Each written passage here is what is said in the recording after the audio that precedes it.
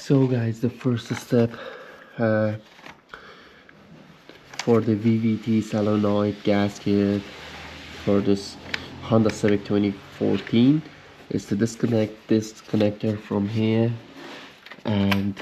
there is a clamp right there. We have to remove it and take a where to go